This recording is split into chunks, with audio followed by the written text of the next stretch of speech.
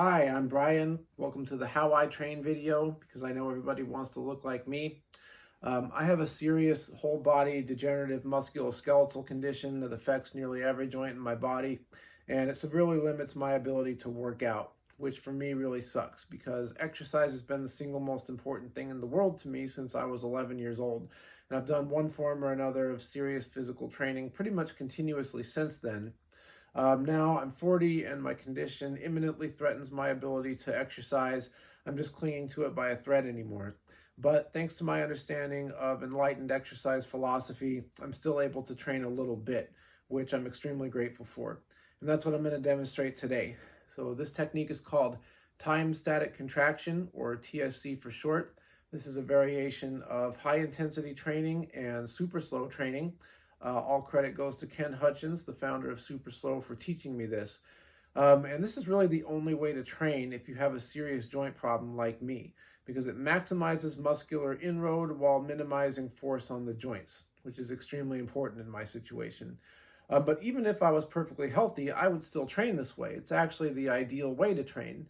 Now, if I was healthy, it would look a lot different because it would be scaled to a much higher level of functional ability, but it would still follow the same basic principles, which means high intensity strength training as the exclusive means of exercise, no cardio, no plyometrics, brief workouts, so no more than about 10 to 15 minutes per workout, infrequent workouts, no more than about once or twice a week at most, and then low acceleration, slow movement speeds during training, no explosive lifting. And those are really the four pillars of proper exercise for almost any purpose. And so time static contraction is isometric strength training. It's isometric, it's muscular contraction against a fixed resistance. So there's no significant joint movement during the set.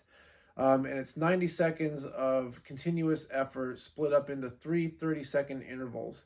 So during the first 30 seconds, you contract your muscles at about 50% or a moderate effort. Then during the second 30-second interval, you increase to 75% or almost as hard as you dare. And then during the final 30 seconds, you increase to 100% or as hard as you dare. And if you do it right, that last 30 seconds is the hardest 30 seconds of your life. It's extremely demanding, and I love it. Now, because of my condition, I'm not normally able to do the last 30-second phase anymore.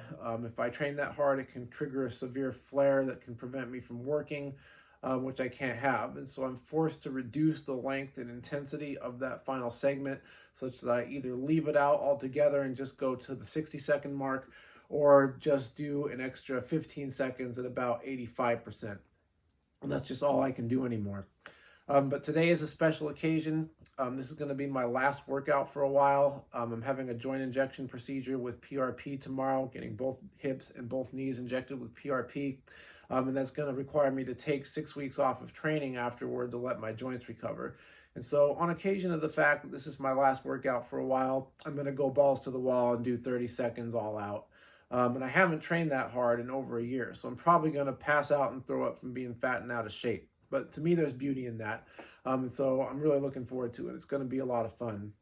And so this is the routine. It's going to be a battery of 7 exercises covering the whole body.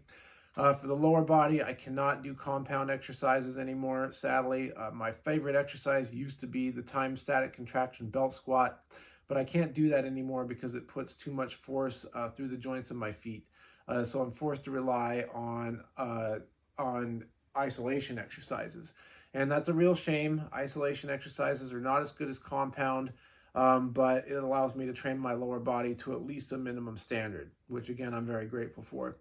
And so what that consists of is hip adduction and hip abduction.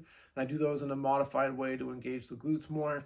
And then for the quads, knee flexion. For the hamstrings, for the quads, knee extension, and for the hamstrings, knee flexion. And then for the upper body, I do the pull down and the bench press. I do not do the horizontal row or an overhead press anymore because those exercises can place too much stress on my neck. And then I do a static lumbar extension exercise for the multifidus, which are the deep muscles of the spine. So I'm going to get started here in just a minute. I just want to say that you probably see me training this way with my dad bod, and you think that this is some kind of gimmick or that I'm an amateur. You don't realize that this is actually a far more intelligent way to train than you see any of the douchebag fitness influencers and professional athletes on TikTok doing. I'm 40 years old. I'm severely disabled. I'm training on very improvised equipment in my childhood bedroom. I'm doing a lot more with what I have left than you're doing with what you have left. And I actually know a lot more than your doctor, than Usain Bolt's coach, than Ronnie Coleman, than Andrew Tate, than any of those motherfuckers combined. And that's not even really saying that much. What you're actually witnessing is one of the highest minds in the world on exercise doing it. So if you want to talk shit, I don't really give a goddamn. This is the best method in the world of physical training for almost any purpose, regardless of whether you're just trying to be in shape or you're training to be a professional sprinter. So without further ado, I'm going to get started on my workout here.